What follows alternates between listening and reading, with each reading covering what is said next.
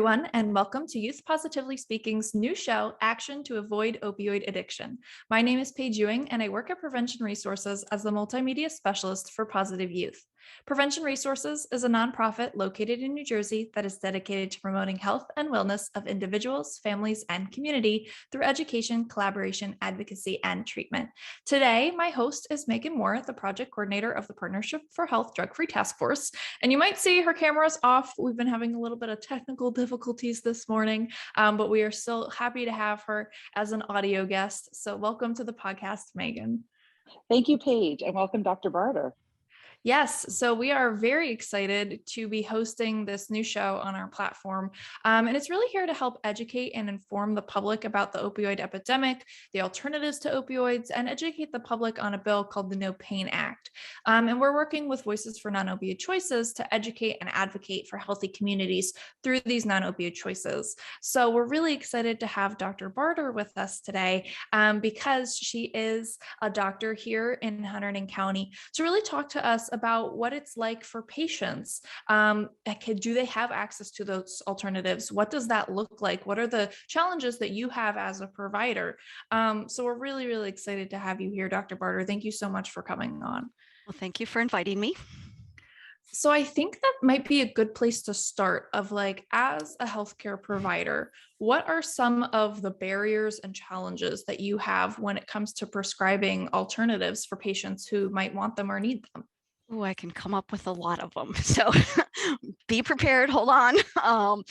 So looking at non-prescription, prescriptions essentially. So like physical therapy, for a lot of people, they have like maybe a $40 copay every single time they go see the physical therapist, and not everybody can afford that. So then they stop going to physical therapy, and that doesn't help to decrease their pain. When you look at other things like chiropractor, I have a woman who was on opioids, got pregnant, got off of the opioids, started to see a chiropractor, and the insurance told her she has a 30 visit lifetime limit. So she saw them regular during her pregnancy, has not been on opiates, does not want to go back on them, but at some point she's going to run out of her benefits of being able to go see the chiropractor that has really helped her maintain not being on opioids. Some other things that often aren't covered by insurance are like mindfulness-based stress reduction. So that's often a fairly hefty fee besides the time commitment that it takes. But if we can help people learn alternatives to managing pain and stress, then they're less likely to feel the need to be on opioids. Also, if you look at other complementary and alternative treatments like Reiki, massage, Chinese herbal medicines. One, there's not very, a lot of places don't have a lot of those providers around. Patients don't know about them. And the majority of time, insurances don't cover that. And so, again, that's just a few of the non-prescription alternatives to opioids that can be an incredible adjunct, whether you're on opioids and trying to get somebody off, or whether we're trying to keep somebody from even starting on opioids. Opioids are often made worse, or opioid use collaborates with depression, mental health, anxiety, and it is really tough to get to see mental health providers.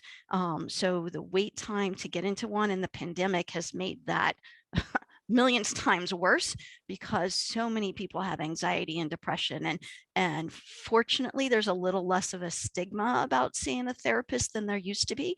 But if you can't get through the door, you can't get a call back, you can't get that started, then you don't get those other support systems. And often if we're looking at trying to help people with addiction, mental health counseling and therapy is such a huge piece of that. So somehow if, insurance is recognized, because in the past, mental health and primary care were very separated and they didn't talk to each other. And so, not being able to access those records and then the pay for mental health is severely lacking as far as, a lot of people don't want to become a mental health care provider because of the long hours and not adequate pay for what they're doing. And so a lot of places are losing their mental health providers because there's some large corporations that are now doing virtual telehealth, and a lot of the local mental health providers are now going to these large national companies that pay better. So there's less of them here locally. Um, when you also look at opioid addiction, we need to think about it as like a chronic condition. And there's a stigma attached with it, because if somebody has diabetes and for some reason they didn't take their medicine that day, which happens all the time. Most people don't take their medicines every day. You know, if somebody's prescribed an antibiotic, a large percentage of people don't finish them. You know, if somebody's told take Advil, you know, 3 times a day for 7 days, most people don't do it for that length of time. But so if a patient has diabetes and they don't take their diabetes medicines, we don't discharge them from the practice.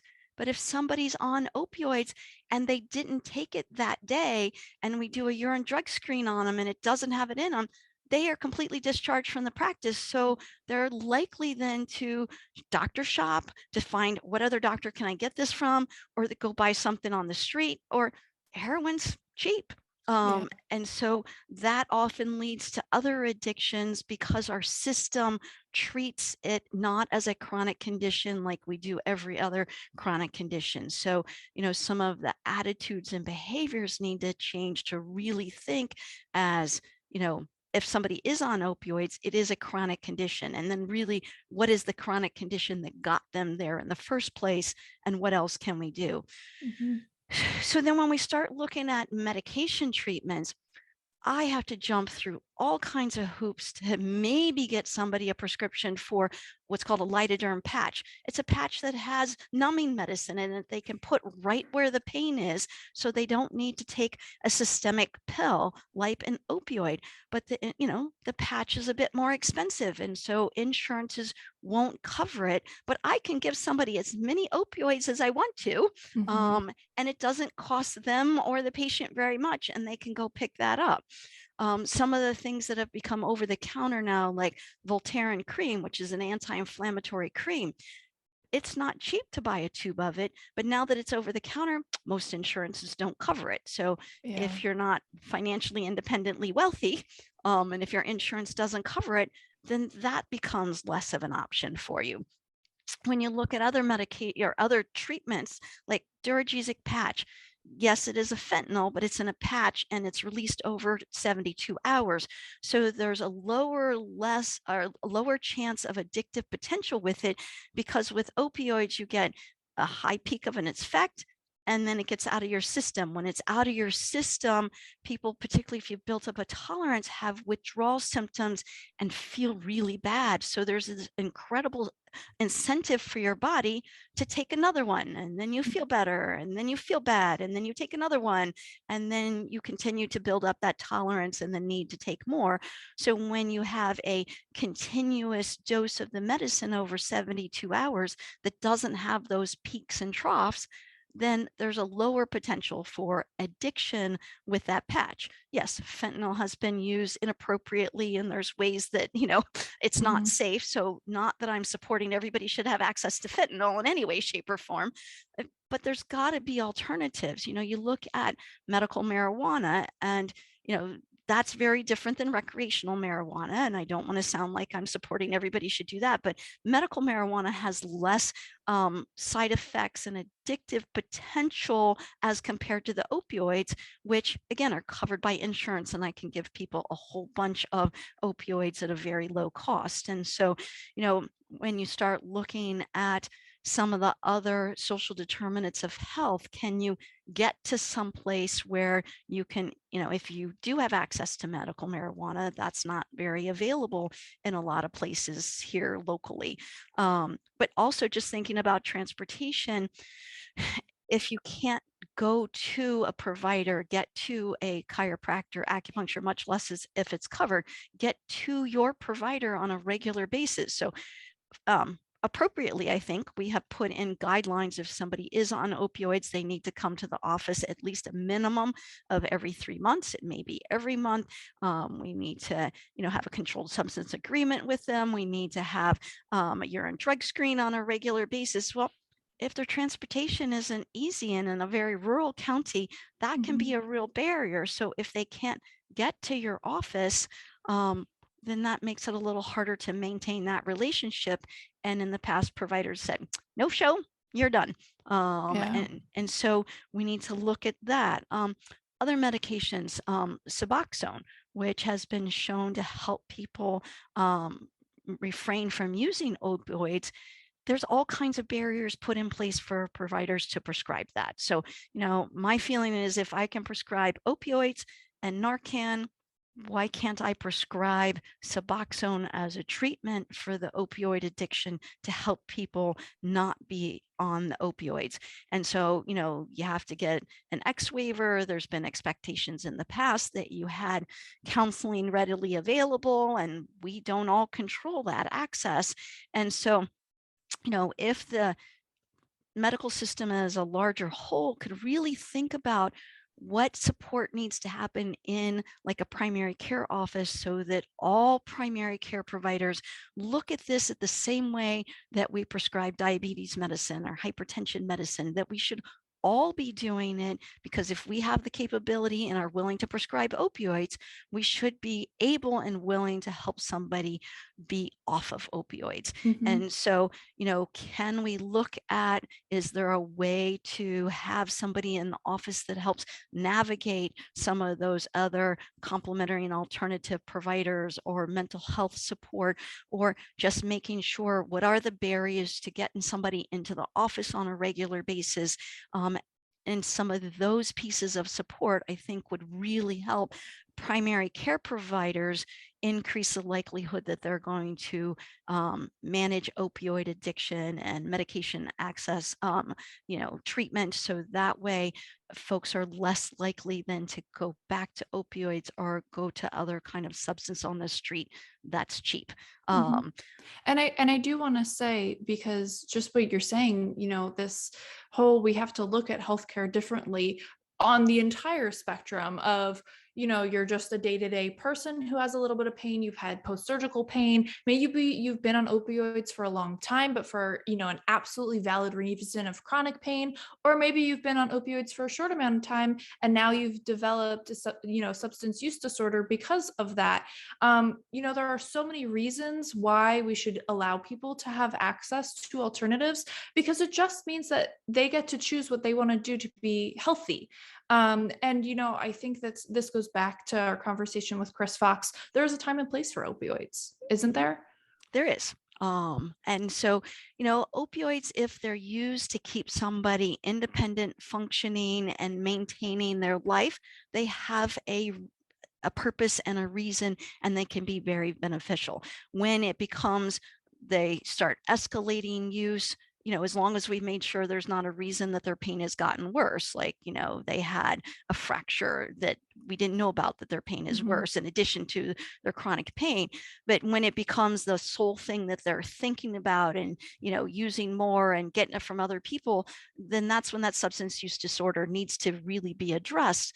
And if we can't intervene early on, then that's when it escalates. And if we don't have alternatives, instead of maybe increasing the dose of the opioids, let's also try acupuncture. Let's try this pain patch, the lidoderm patch. Let's try getting you to massage therapy. Then hopefully we don't need to escalate the use of the opioids, and they can still be functioning and being engaged with their family. Because when you stop being able to do many of your activities, that's very isolating and can be very depressing. And that increases mental health concerns that can actually make pain worse. Yeah, absolutely. And I think we're in this unique time that stress, anxiety, and depression are at an all-time high, because, we're recording this in October of 2021.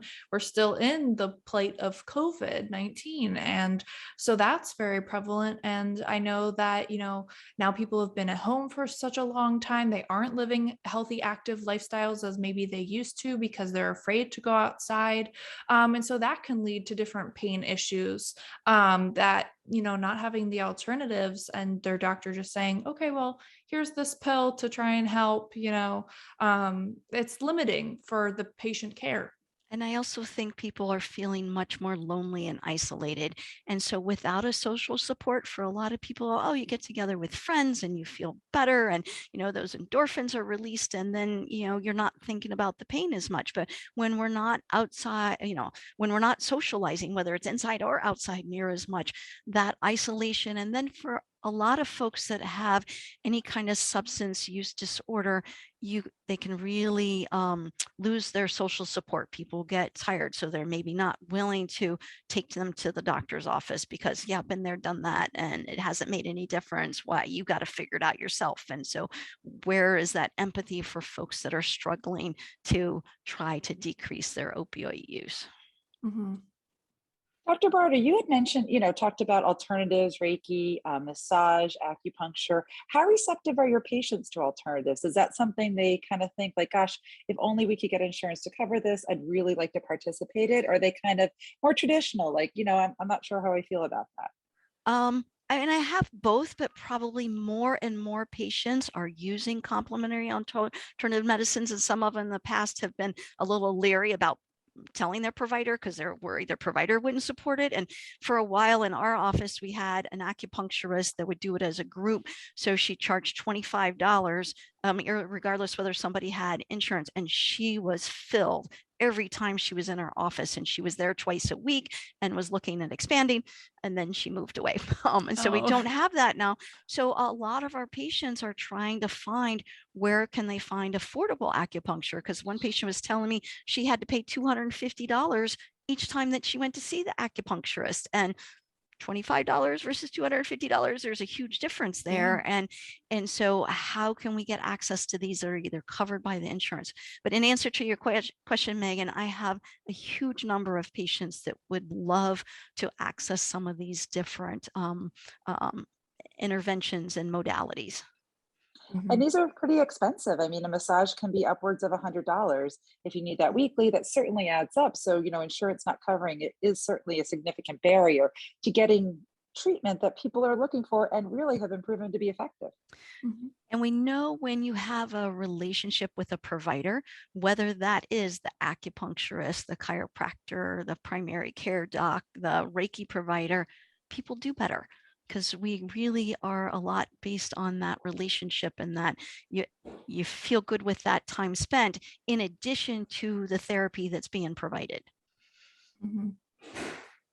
Yeah. And I think, when we talk about this whole big conversation about changing healthcare as it is today in the country, it can be a little intimidating.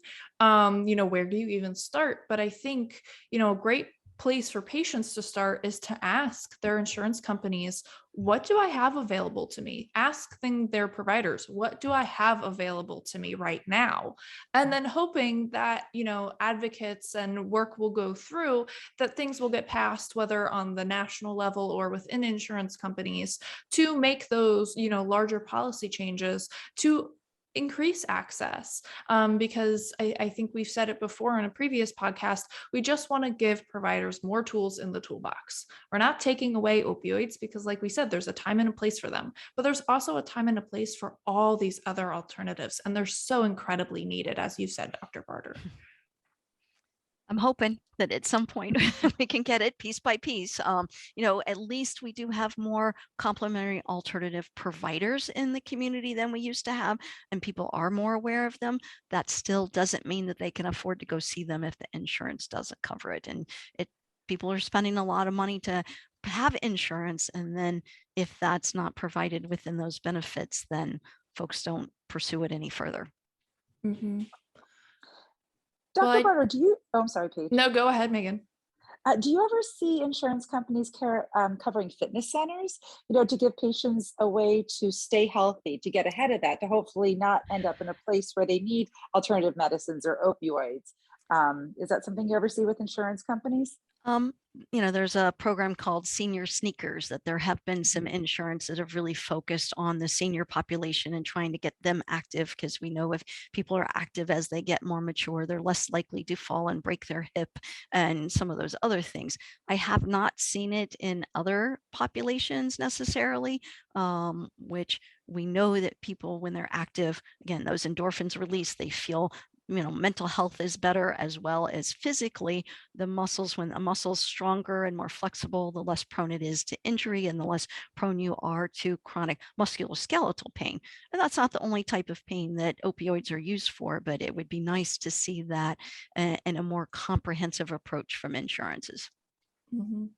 And it's kind of encouraging to know that at least one age group in some cases has something like that, because it's a good jumping off point and being like, well, you prescribe it to, our older communities. Let's prescribe it for everybody. Let's allow access for everybody. And that's really what we're trying to do with this podcast, is show where the limitations are and increase access for both providers and patients so that they have access to whatever care that they need to live a healthier and happier lifestyle. Just another access to care point that I had forgot to mention was often access to pain management.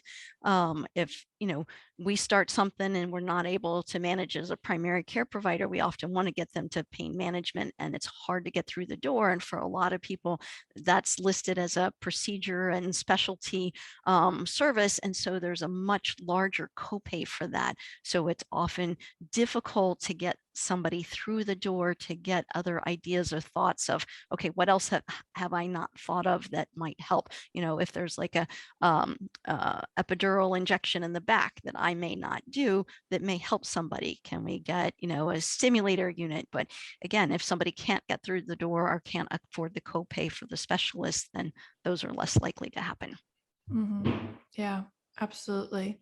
Well, I just want to say thank you so much, Dr. Barter, from coming on, telling us about, so many different limitations that you all have, but also the possibilities that are in the future. And of course, thank you, Meghan, for coming on and for representing the Drug-Free Task Force on the podcast. And thank you to our listeners. If you all feel passionately about the topics we've spoken about, we encourage you to use things like drug disposal boxes to dispose of your unused, unwanted, expired medications, to ask your prescriber for things like alternatives if you are experiencing pain, and then even educate your state legislature members on things that are coming down the line in your state and nationally. And of course, for more information about the NOPAIN Act, please visit nonopioidchoices.org for more information about opioids and our initiative. Please visit our website, njprevent.com. And we want to thank you for listening in. We'll see you next time for more Youth Positively Speaking about actions to avoid opioid addiction.